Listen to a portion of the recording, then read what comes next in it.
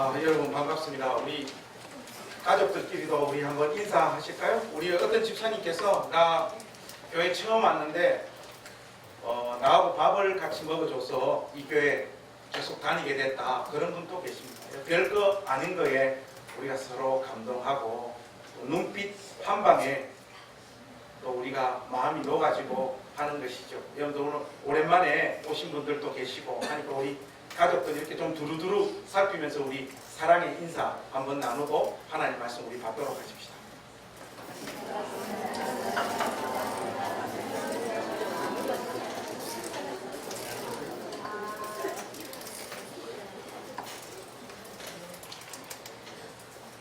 아시아로 선교하러 가고자 했던 사도 바울의 발걸음을 하나님은 유럽으로 바꾸셨죠.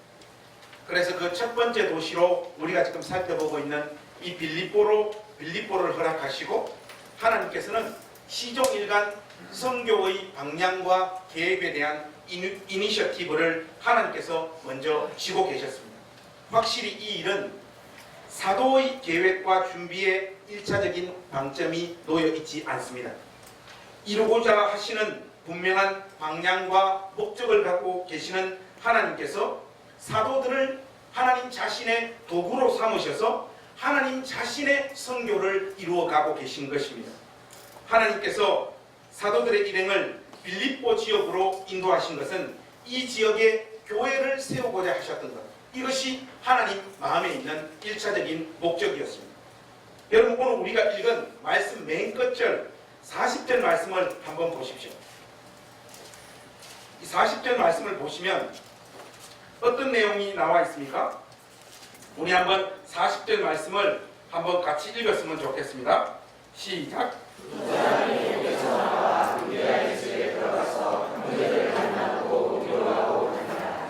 여기 이 말씀을 보시면 분명한 하나님의 목적을 우리가 확인할 수 있습니다.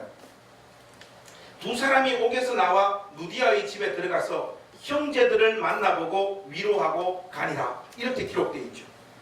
이 스토리의 마지막 장면입니다. 믿음의 형제들이 루디아의 집에 모여있는 장면이죠. 사도 일행들은 빌립보 지역의 형제들을 만나고 아마도 하나님 말씀으로 그들을 위로하고 떠났던 것 같습니다. 이 지역에서의 전도 사역이 분명히 열매 맺은 결과를 표현하고 있는 구절이라고 할 수 있습니다. 실제로 빌립보 지역에는 이런 과정을 통하여 교회가 세워졌고, 사도가 떠난 다음에 이 빌립보 지역에 편지를 보낸 책이 빌립보서 아니겠습니까? 우리가 16장에서 만난 세 종류의 사람들, 자주장사 루디아, 귀신 들린 여종, 그리고 오늘 본문의 주인공인 옥중 간수들도 아마도 빌립보 교회의 초창기 멤버로 우리가 추측할 수 있겠습니다. 이것은 상당히 개연성이 있고 합리적인 추론이라고 할 수 있습니다. 40절은 이런 주장이 설득력이 있다라고 하는 느낌을 확실히 우리에게 제공해주고 있는 구절입니다. 아마도 루디아가 이 빌립보 교회가 세워지는 일에 아주 많은 수고를 했던 것 같습니다. 이처럼 하나님은 자신이 계획하신 일을 한치의 오차도 없이 이루어 내시는 분이십니다. 문제는 포괄적인 차원에서 하나님의 선교 사역에 동참하고 동의하고 또 하나님의 계획과 인도하심을 따라가는 신자들이라고 할지라도 이 하나님의 선교가 이루어지는, 하나님의 도구로 사용받는 그 당사자들이 하나님의 선교가 이루어지는 이 과정 속에서 겪어야 되는 눈물과 고통, 아픔, 여기에서는 아무리 믿음이 좋다고 할지라도 실존적인 고민이 생성되어질 수밖에 없는 것입니다. 여기서 우리는 신자이면서 동시에 연약한 인간이기도 한 인간의 실존적인 고민에 대해서 깊이 한번 생각을 해봐야 됩니다. 제가 오늘 이 설교를 위해서 꽤 많은 책들과 자료들을 읽어냈는데 오늘 본문에 대한 주된 논지와 방향들이 한결같이 이렇게 끝이 납니다. 어려운 중에서도 기도하고 찬송하니 하나님의 역사가 일어났다. 여러분, 이것은 큐티지 설교가 아닙니다. 맞는 말이긴 한데 오늘 본문이 이렇게 간단한 메시지를 우리에게 던지고 있느냐? 절대 그렇지 않습니다. 이것은 오늘 우리가 조금 더 깊이 본문을 살펴봐야 될 여지를 또 도전을 우리에게 안겨주는 것 같아요. 그러니까 본격적으로 오늘 읽은 이 본문 말씀 우리 한번 살펴보십시다. 지난주에 우리가 확인했듯이 귀신 들린 여종을 귀신의 권세에서 해방시킨 일로 그들의 수익의 소망을 꺼내버렸다라고 하는 비판을 받게 된 바울과 실로아는 기소를 당한 끝에 결국 감옥에 갇히게 됩니다. 빌립보 지역의 사람들이 바울과 실라를 고소하는 내용이 20절에서 21절에 자세히 나와 있습니다. 이 구절은 우리가 소리내서 한번 같이 읽었으면 좋겠습니다. 같이 읽겠습니다. 상관들 앞에 데리고 가서 말하되 이 사람들이 유대인인데 우리 성을 심히 요란하게 하여 로마 사람인 우리가 받지도 못하고 행하지도 못할 풍속을 전한다 하거늘 바울과 실라가 실제로 행했던 것보다 기소의 내용이 상당히 과장되어져 있음을 우리가 느낄 수 있습니다. 그러나 그들의 주장은 꽤나 체계적이고 조직적인 모습을 띠고 있다는 것. 동시에 그들이 바울과 실라의 이 전도 사역에 적지 않은 불안감을 표현하고 있다는 것을 우리가 확인할 수 있습니다.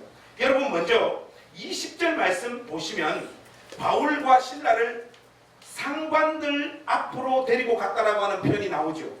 이 상관에 해당하는 헬라어는 스트라테고스입니다. 이 단어는 두 사람으로 구성되어진 도시의 치안 판사를 의미하는 단어예요.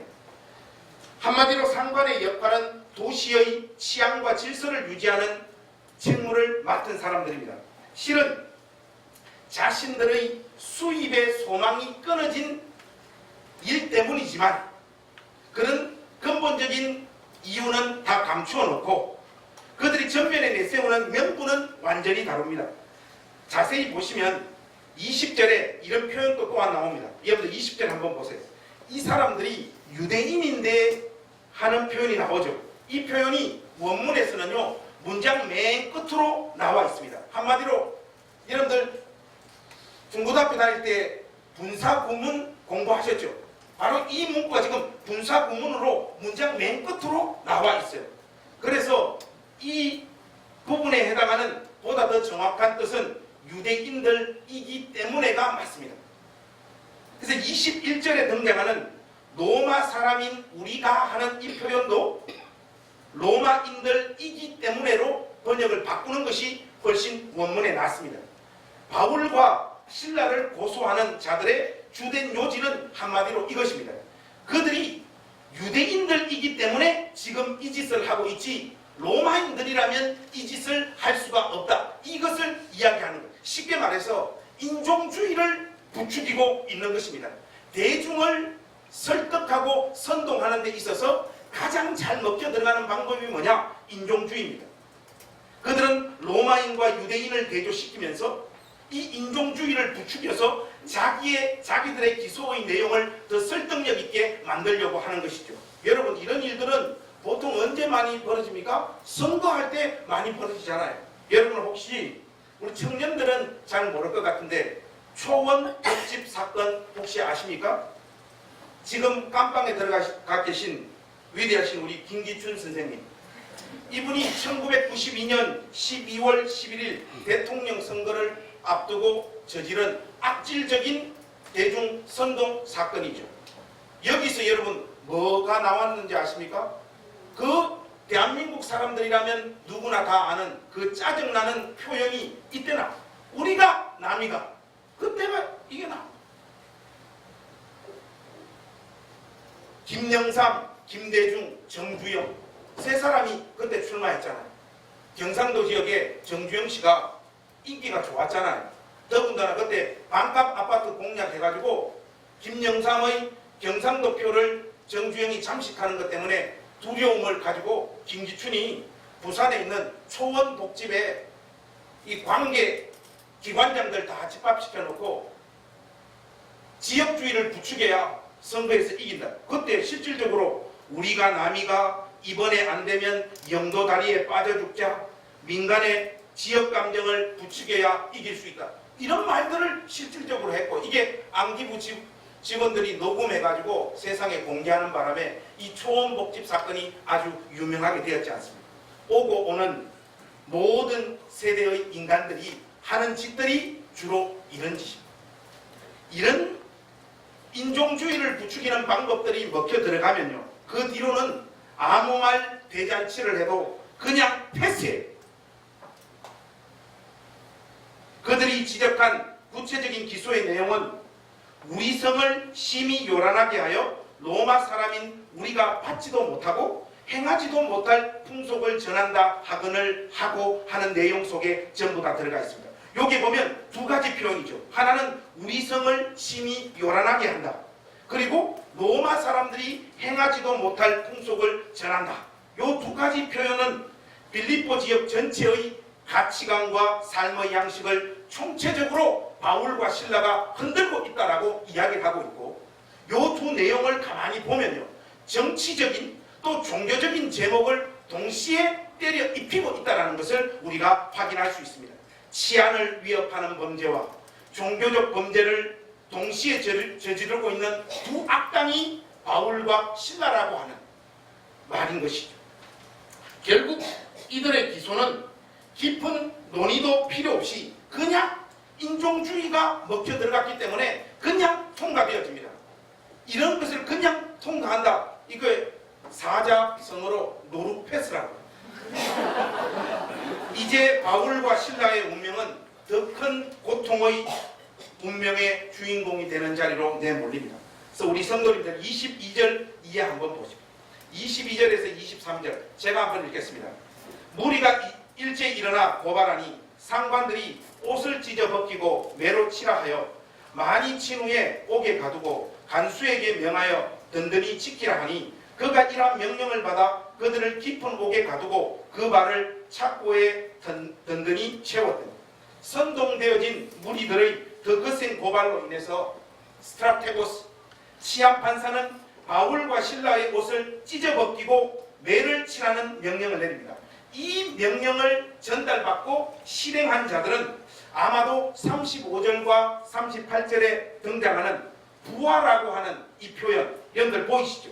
이 부하라고 하는 이 표현이 헬라어로 허랍두코스인데 이 뜻이 막대기 꾸러미를 가지고 다니는 자입니다. 한마디로 그 막대기로 바울과 실라를 두들겨 패라, 이 명령이 떨어졌고 이 부하들은 치안판사의 이 명령을 수행하는 장면을 오늘 우리 성경이 기술하고 있는 거고, 그런데 여러분들 한번 보십시오.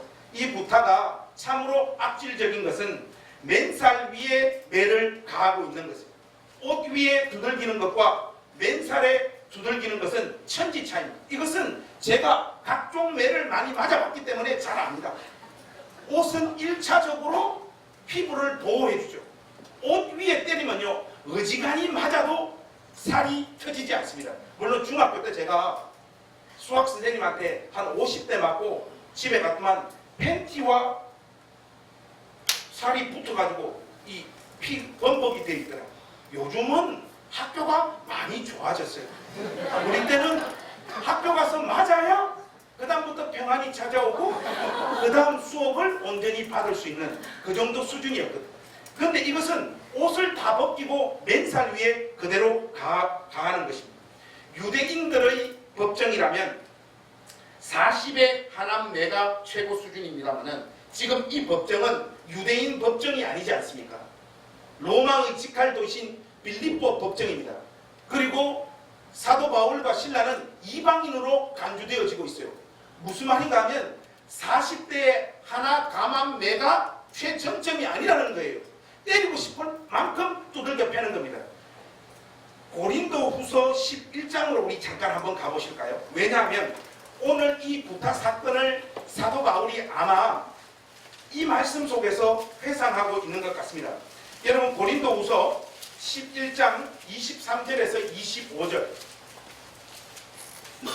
23절에서 25절 교독하시겠습니다. 제가 23절 읽겠습니다. 그들이 그리스도의 일꾼이냐 정신없는 말을 하거니와 나는 더욱 그러하도다. 내가 수고를 넘치도록 하고 옥에 갇히기도 더 많이 하고 매도 수없이 맞고 여러 번 죽을 뻔하였으니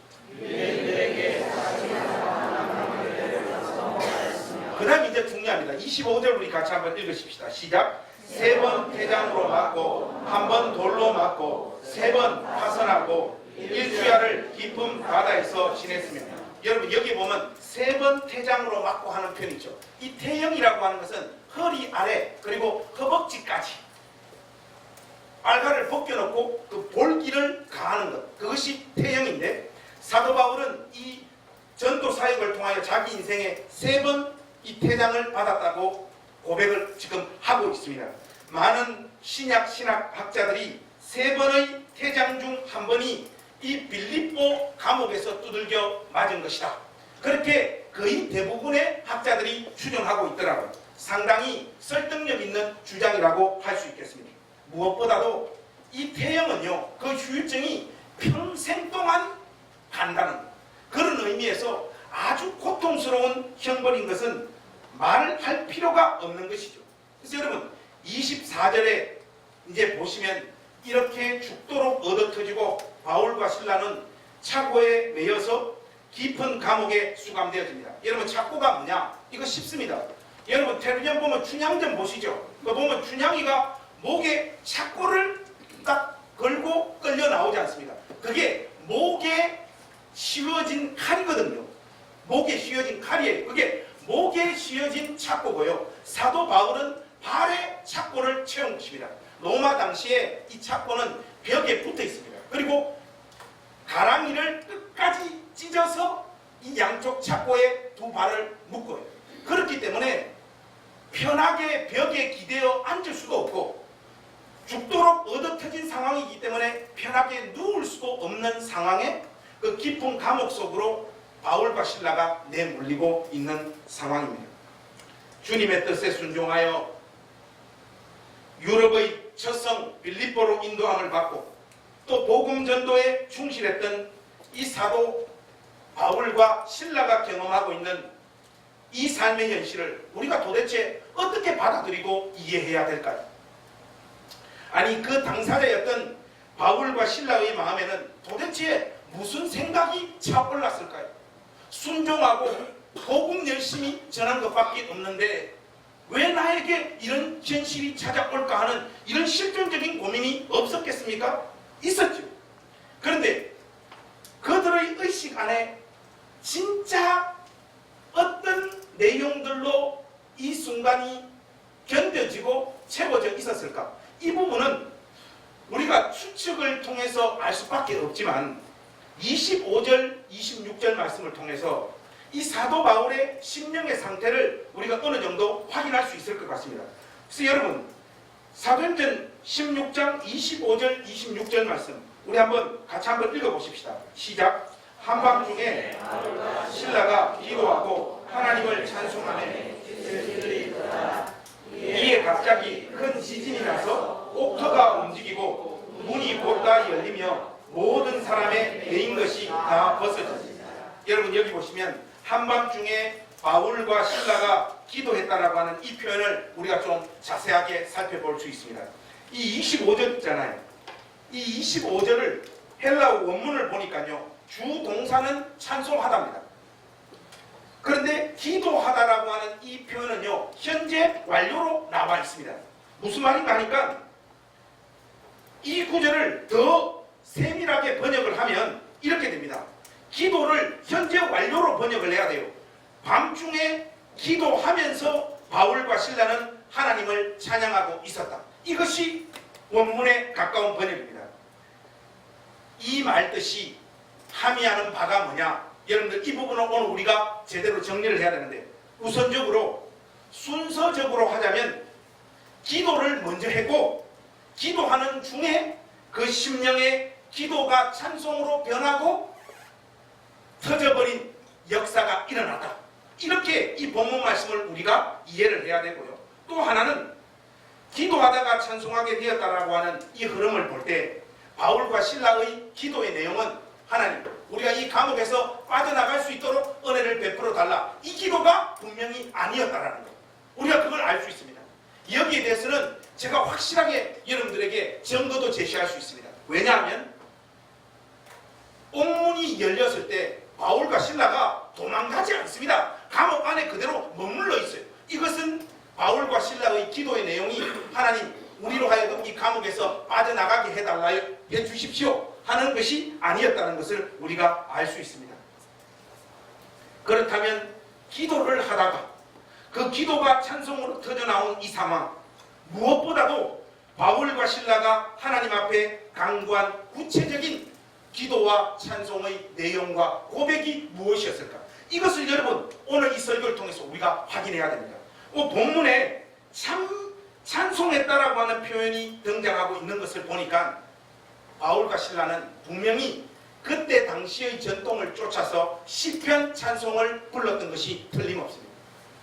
무엇보다도 시편을 여러분들이 꼼꼼히 읽으면요, 절망적인 마음으로 절망적인 기도의 제목으로 하나님 앞으로 들어갔다가 중반부쯤 기도의 내용이 확 변하는, 쉽게 말해서 탄식으로 시작했던 기도가 찬송으로 바뀌어지는 장면을 여러분들이 시편을 조금만 꼼꼼히 읽어보면 알 수 있을 것입니다. 이런 역사들이 분명히 일어났던 것 같아요. 그래서 여러분들하고 실질적으로 이런 부분들을 한번 확인해 봤으면 좋겠습니다.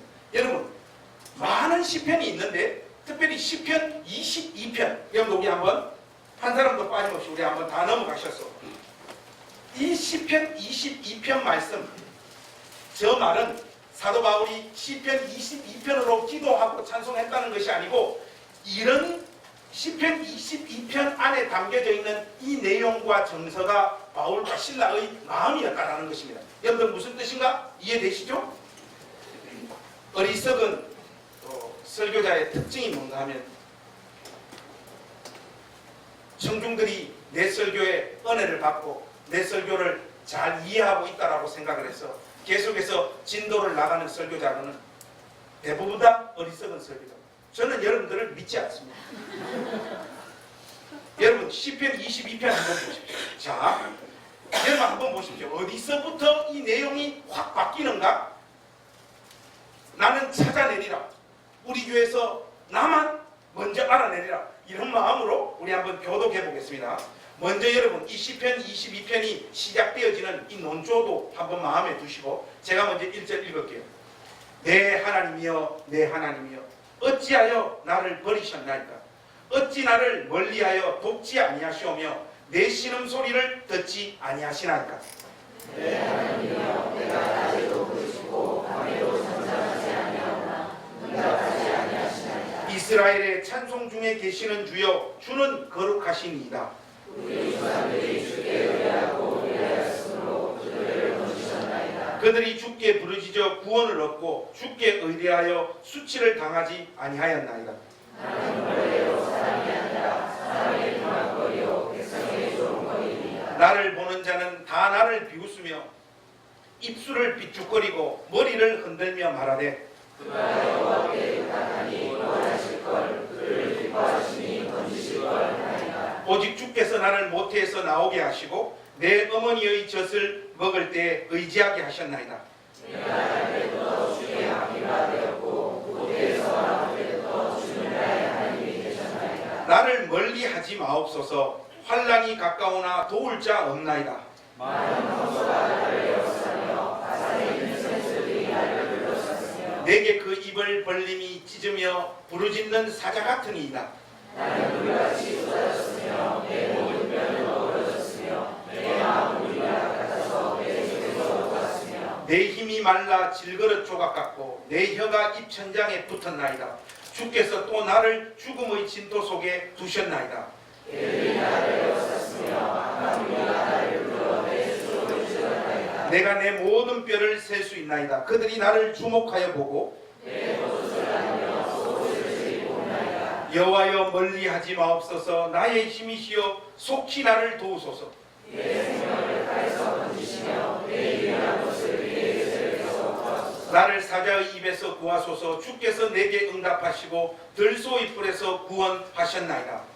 내가 주의 이름을 명제에 선포하고 민중 가운데서 주를 찬송하리이다. 여호와를 두려워하는 너희여 그를 찬송할지어다. 야곱의 모든 자손이여 그에게 영광을 돌릴지어다. 너희 이스라엘 모든 자손이여 그를 경외할지어다. 그는 공부한 자의 공부를 멸시하거나 시험하지 아니하시나이다.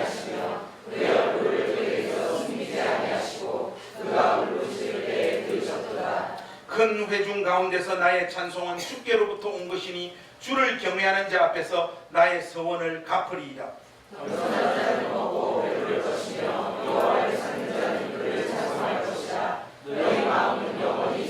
땅의 모든 것이 여호와를 기억하고 돌아오며 모든 나라의 모든 족속이 주의 앞에 예배하리니 세상의 모든 풍성한 자가 먹고 경배할 것이요 진토 속으로 내려가는 자 곧 자기 영혼을 살리지 못할 자도 다 그 앞에서 절하리로다. 31절 같이 하십시다. 와서 그의 공의를 태어날 백성에게 전하며 주께서 이를 행하셨다 할 것입니다. 다 읽으셨는데 읽으신 게 중요한 게 아니고 이제 답을 하셔야죠. 여러분, 절망적인 마음으로 이 시편 기자가 들어갔다가 하나님의 도우심, 하나님께서 자기의 영혼을 붙잡고 계시다라고 하는 것을 분명히 확신하면서 이 논조가 확 바뀌기 시작한 구절이 어디입니까? 예? 19절이 있고 21절이 있는 것 같아요. 정답은 21절. 왜 정답이라고 하느냐? 주석에 그래 놨기 때문에. 여러분, 간구하고 기도하는 내용이 하나님의 도움을 확신한다라고 하는 고백과 함께 하나님의 이름을 찬송하는 것으로 그 분위기가 단숨에 역전되고 있습니다. 이상하고 놀랍지 않습니까? 사람의 감정이 어떻게 이렇게 단숨에 바뀔 수 있느냐 말이죠. 그런데 기도의 사람들은 종종 이런 일들을 경험합니다. 절망적인 상황을 토로할 길이 없어서 그 마음을 하나님 앞에 쏟아놓기 시작했는데 어느 순간 기도하다가 어느 순간 하나님은 상한 갈대와 같은 연약한 인생을 꺾지 아니하신다라고 하는 확신이 찾아와요. 하나님의 능하신 손이 나를 붙잡고 있다라고 하는 확신이 찾아와요. 그분이 우주의 주인이시며 나의 아버지시라는 확신이 찾아옵니다. 우리 인생의 운명도 그분의 손안에 있음을 확신하게 되면서 기도를 시작했을 때의 절망스러운 마음이 하나님의 영광을 찬송하는 것으로 기도의 내용이 확 바뀌어진 경험이 여러분 인생에 한 번도 없으십니까? 없으신 것 같아요. 탄식이 변하여 찬송이 되는 이런 은혜의 역사는요, 정말이지 경험하고 체험해본 사람만이 고백할 수 있는 믿음의 정서입니다. 여러분 평생에 이런 은혜의 역사가 넘치시기를 우리 주님의 이름으로 축복합니다. 바울과 실라가 경험하고 있는 기도하면서 찬송했더라라고 하는 이 말 속에 담긴 의미가 바로 이 시편 기자의 정서와 고백과 동일하다는 것. 그러면 여러분 지금 기도하면서 찬송했더라라고 하는 이 말의 뜻이 무엇인지 좀 다가오시죠.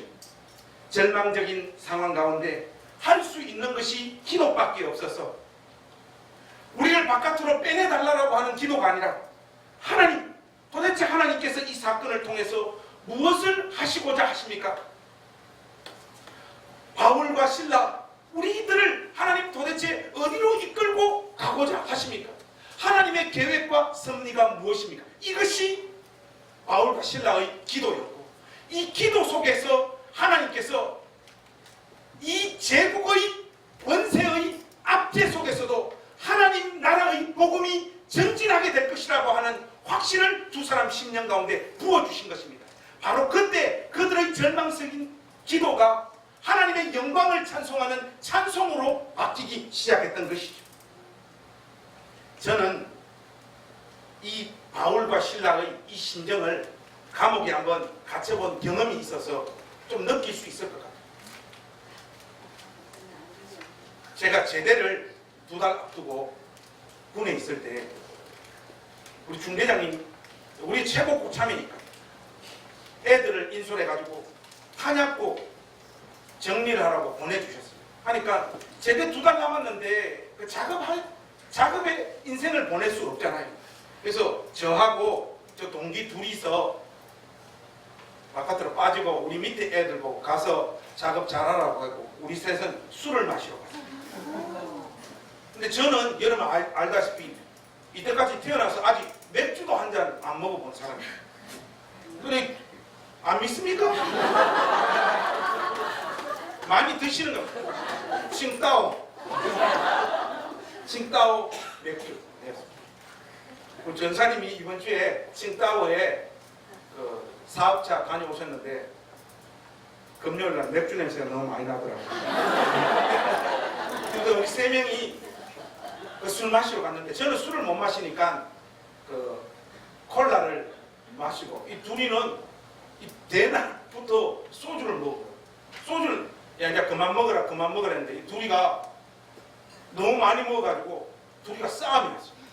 한 놈은 제대하고 돈을 많이 벌어야 된다고 그러고 한 놈은 적당히 벌어야 된다고 하고 술 처먹으니까 별 시시끌렁한 것 갖고 싸우는 거 하다가 내 그 울산에서 같이 그 부대까지 같이 가게 된 내 동기가 이 병을 깨가지고 위협을 해서 이 가게 주인 아줌마가 부대로 바로 전화를 하니까 이거 뭐 직통 통신으로 우리 중대장님이 이런 개 son of a bitch 빨리 다 들어오라 해가지고 우리 들어가는데 두 명은 지금 술이 완전 취해가지고 인사불성이고 중대장님 앞에 갔는데 중대장님도 알아보지 못하는 거예요.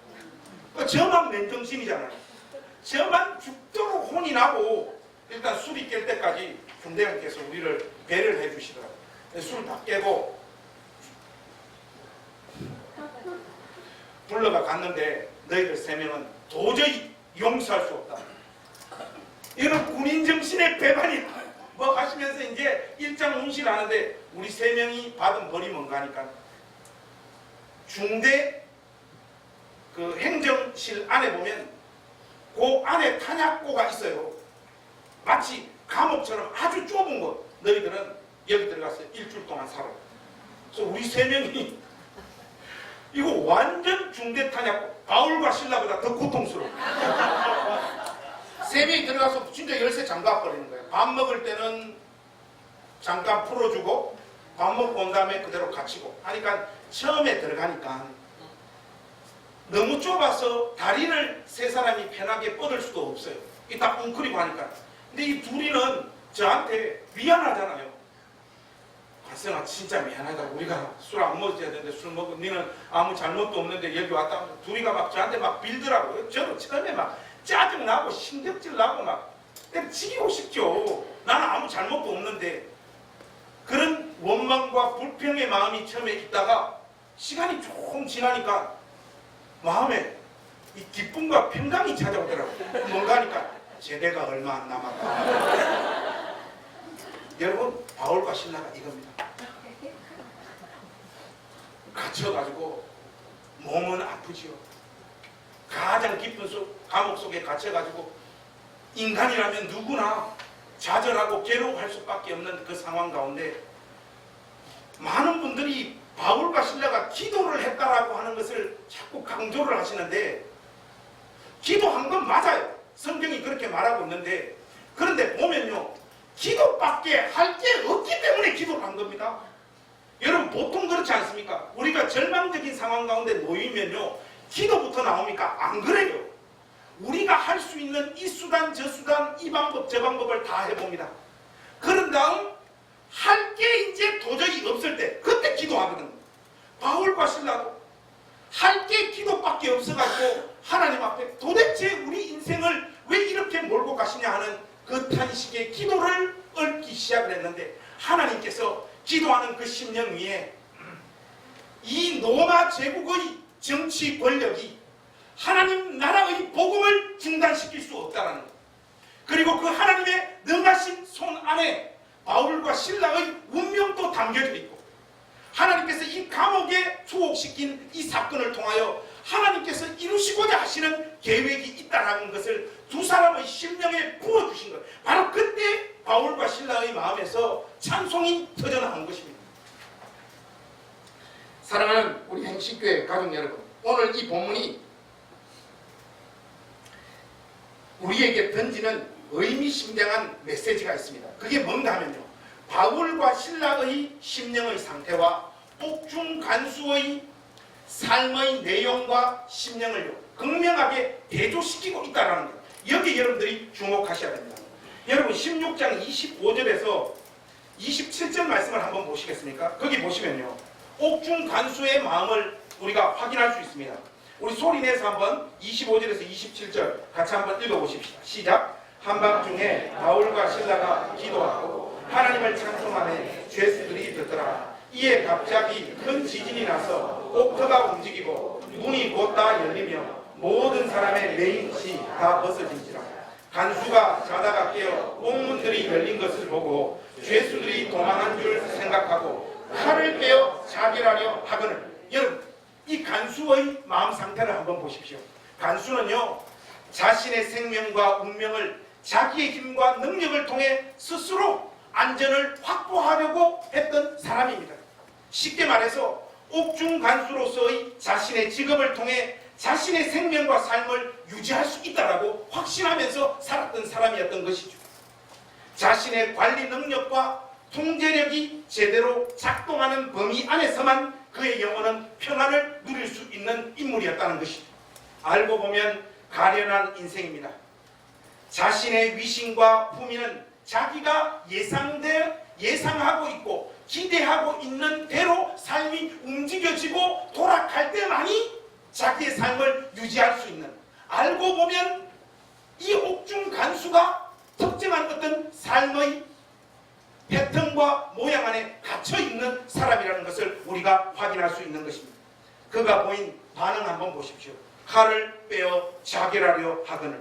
천상의 시각에서 보자면 간수 같은 사람들은 이미 죽은 목숨의 소유자입니다. 자기 통제 밖의 상황이 전개되니 자신의 본질과 수준을 곧바로 드러내고 있지 않습니다. 이게 교회에 다니지 않는 불신자들의 삶의 모습이냐? 꼭 그렇게만은 말할 수 없습니다. 신자의 모습에도 고스란히 이 옥중 간수와 같은 모습이 담겨져 있습니다. 오늘날 복음주의 진영에 소속되어진 대부분의 신자들의 기도와 사고방식이 이 옥중 간수와 유사해요. 무슨 말인가 하냐? 그리스도를 심령의 중심에 모신 자들이 나는 이것 없이는 도저히 살 수 없습니다. 이런 것들이 너무 많습니다. 그리고 이것을 붙잡아 주시고 이것을 지켜달라고 하나님 앞에 기도하는 것. 그것이 기독교 신앙으로 착각하고 살아가는 신자들이 너무 많다는 거예요. 좀 더 노골적으로 한번 말씀드려 볼까요? 하나님, 제가 이처럼 하나님을 향해 열심과 정성을 쏟아붓고 있으니 제발 내가 사랑하고 마음을 쏟고 있는 이 세계와 이 영역만은 아무 탈이 없게 하여 주시옵소서. 만약 하나님께서 이 기도마저 외면하신다면 저는 모든 것을 포기하고 한강으로 달려가겠습니다. 여러분, 죽기 살기로요 이렇게 기도하고 있는 신자들이 너무 많습니다. 이런 것을 목숨을 건 뜨거운 기도와 신앙으로 착각하시면 안 됩니다. 이것이 기독교 신앙 같습니까? 아닙니다. 이것은요 종교적 강박증에 불과한 것이에요. 기도나 신앙생활을 통해 하나님의 도움으로 여러분의 인생을 여러분의 예상과 기대대로 말끔하게 굴러가도록 가꾸는 것을 기독교라고 착각하지 마십시오. 인간 쪽에서 자기 생에 대한 이니셔티브를 쥐고 어떤 목표나 방향을 설정해 놓고 기도를 통하여 이것을 속히 안정적으로 이루고 유지하는 것은 기독교가 아닙니다. 그것은 종교적 열정에 불과합니다. 하나님 나라의 본질과 능력에 사로잡힌 신자의 모습이 아니에요. 하나님은 성도들의 인생을요 그렇게 나긋나긋하게 인도해 가시는 분이 아닙니다. 신앙에 대한 진지한 고민이 있는 대부분의 신자들은요 아무리 머리를 굴리고 생각하고 기도하고 매달려도요 이해할 수 없는 하나님과 기독교 신앙으로 내 삶이 해석되어지지 않는 현실을 수도 없이 만납니다. 이것이 정상적입니다. 말끔하고 깨끗하게 정리되어진 어떤 신앙의 체계, 삶의 내용, 삶의 현실을 추구하는 것은요 종교지 기독교가 아닙니다. 여러분 딱 깨놓고 우리 이야기 한번 해볼까요? 여러분의 기도와 신앙의 열심을 통해서 하나님과 여러분들의 인생이 완벽하게 조정되고 통제가 되어지던가요? 예레미야 선지자가요, 하나님을 어떻게 묘사하는가 하면 기가 막힙니다. 여러분, 우리 말씀 한번 열어보십시오. 어디로 가시는가 하면 예레미야 15장 18절 말씀 한번 보십시오. 여기 보시면 이런 표현이 나와요. 예레미야 15장 18절 말씀. 15장 18절 말씀. 우리 소리내서 같이 한번 읽어보십시다. 예레미야의 고백입니다. 15장 18절 말씀. 같이 읽겠습니다. 시작. 나의 고통이 중하여 낫지 아니하면 어찌 됨이니 주께서는 물이 말라서 속이는 신에 같으시니. 여러분, 여기 보면 예레미야가 하나님을 뭐라고 묘사하고 있습니까? 속이는 신에 같다. 영어로 하자면 deceit, 브룩. 내가 오늘 우리 사람한테 발음 연습 좀 하고 왔는데 안 되네. 속이는 시냇물 같다는 거예요. 여러분, 이스라엘은 지중해성 기후잖아요. 건기 때는 바짝 말라버리고 우기 때는 막 비가 확 갑자기 많이 와서 이 광야 있지 않습니까? 이 광야에 와디, 여러분들 와디라는 거 들어보셨죠?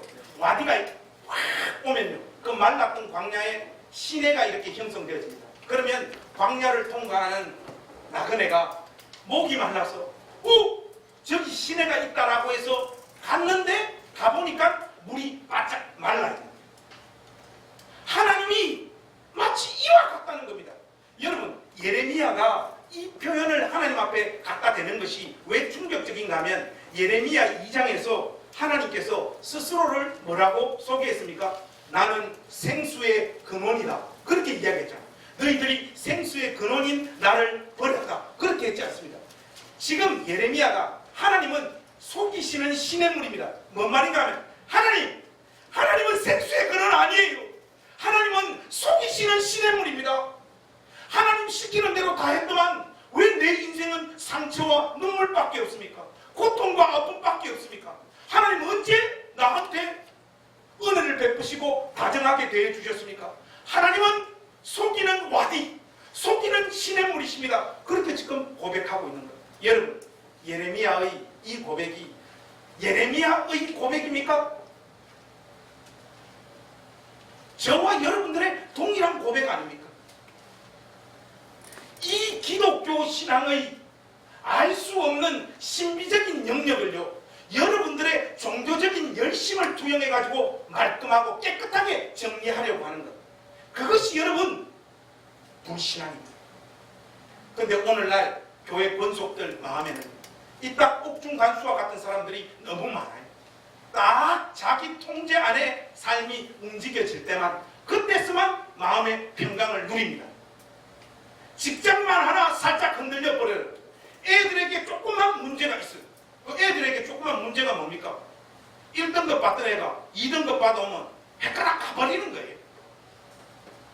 바울과 실라가 옥중에 갇힌 상황에서도 기도 중에 찬송으로 나아갈 수 있었던 이유, 그것이 여러분들 무엇입니까?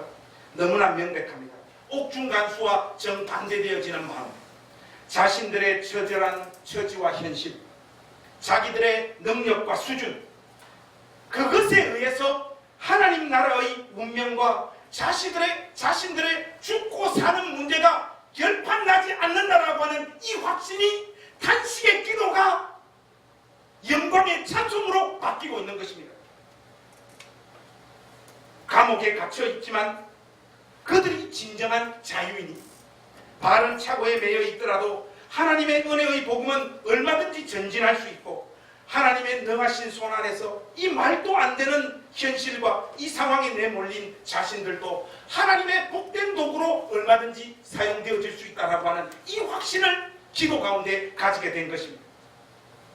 왜냐하면 이 복음과 자신들의 삶의 주인은 하나님이시지 자기 자신들이 아니라고 하는 이 확신이 생겨났기 때문입니다. 바울과 실라는 비록 옥에 갇힌 신세지만 그들의 마음과 믿음은 이 세상의 그 어떤 권세와 세력들도 특정한 한계 안에 가둘 수 없었던 것입니다. 그래서 말이죠, 참된 신자는 삶의 특정한 어떤 조건을 추구하거나 능력 있는 사람에게 자신의 마음의 전부를 허락하지 않습니다. 왜냐하면 그러한 것으로 성분하는 인생이 아니기 때문에.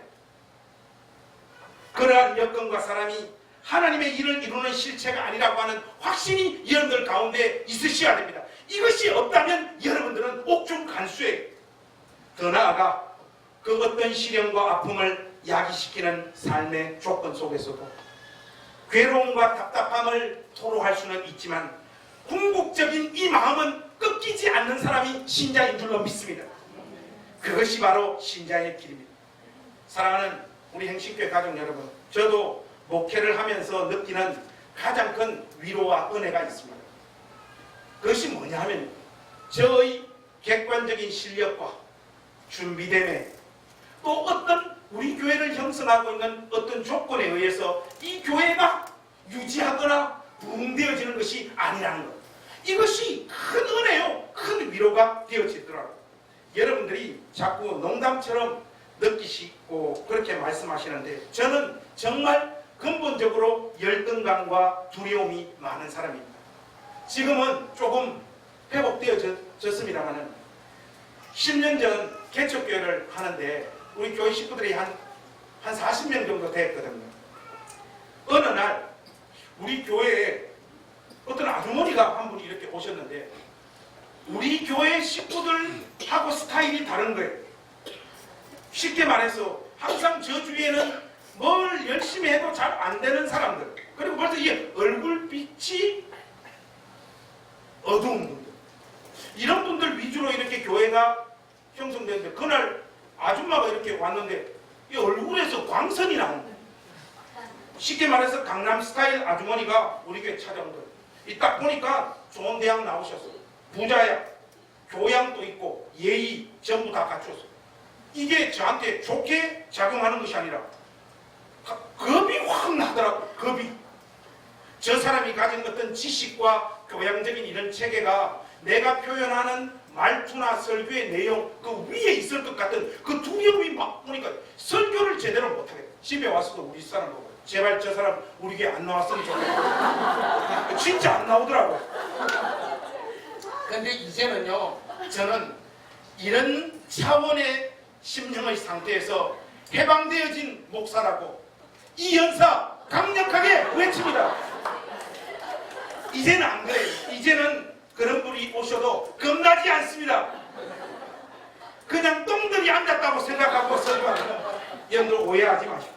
여러분들을 무시한다는 이야기가 아니라 그런 세상적인 조건을 잘 갖춘 자들로 주의 교회가 유익을 얻는 것이 아니더라는 확신이 생겼기 때문입니다. 제가 이번 주에 신방하면서요, 우리 신혼부부로부터 제가 어떤 이야기를 들었는가 하면, 와, 지금도 잠이 안 오는데 목사님, 우리 남편이 그러는데 지난주 목사님 설교 듣고 우리나라에서 설교를 제일 잘하는 넘버원 목사님이라고 말했다. 와, 하나님은 이렇게 사람들을 돌게 하는구나. 나는 부족하지만 하나님은 사람들을 미치게 하고 눈을 가리고 귀를 막으시는구나. 나도 매력 있는 존재로 각인을 시키는구나. 내가 가진 현실적인 조건들, 처해진 여건들, 객관적인 실력이 엉망이어도 주의 나라는 전진할 수 있구나. 이 보잘것없는 설교를 통해서도 누군가의 심령에 이 하나님 말씀이 침투해 들어가고 있구나. 제가 확신하게 됐습니다. 사랑하는 똥들이요, 이제 겁먹지 않습니다. 제가 어느 정도 배짱이 생겼느냐, 강남에 살고 서울대 다니는 사람들도 우리 교회 받아주기로 제가 작정했습니다. 오늘 이 시간부로 약속합니다. 그런 분 와도 괜찮아요. 결론을 맺겠습니다. 사랑하는 우리 행신교회 가족 여러분, 바울과 실라의 심장을 가지십시오. 여러분들의 객관적인 그 서럽고 고통스럽고 아무리 달려가도 안 되는 삶의 그 현실로 여러분들의 운명이 결판나지 않는다는 것, 우리 모두의 생애가 하나님의 능하신 손 위에 올려져 있다는 것, 이것을 확신하시고 여러분의 탄식의 기도가 영광의 찬송으로 바뀌는 놀라운 은혜의 역사가 있으시기를 우리 주님의 이름으로 축복합니다. 네. 기도하겠습니다. 하나님,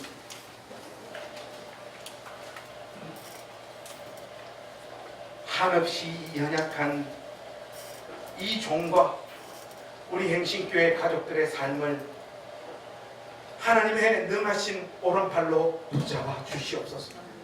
우리의 운명이 그 하나님 손안에 있음을 오늘도 자각하고 깨달아 울기보다는 찬송으로 우리의 생애를 채울 수 있는 자들이 될 수 있도록 은혜 베풀어 주시옵소서. 예수님의 이름으로 기도하옵나이다. 아멘.